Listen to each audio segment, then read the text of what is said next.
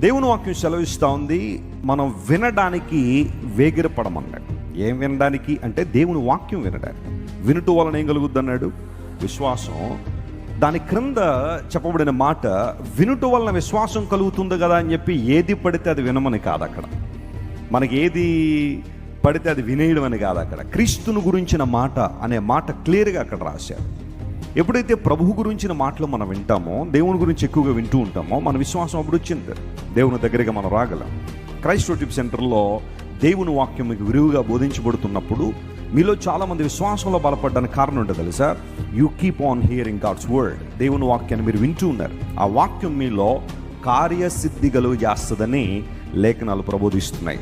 ఏదైతే నువ్వు ఆశిస్తున్నావో, ఏ కార్యం జరగాలని కోరుతున్నావో, ఒకవేళ నీ ఆధ్యాత్మిక జీవితంలో ఏ మెట్టులోకి రావాలని ఆశిస్తున్నావో, ఒకవేళ భౌతికంగా నీకు ఎలాంటి ప్రయోజనం దేవుని నుండి కావాలని ఆశిస్తున్నావో, అవి నీ జీవితంలో నెరవేర్చబడాలి అంటే దేవుని వాక్యానికి నువ్వేమివ్వాలి? చోటు ఇవ్వాలి. అలా ఇచ్చినప్పుడు దేవుని కార్యాలు జరుగుతాయి.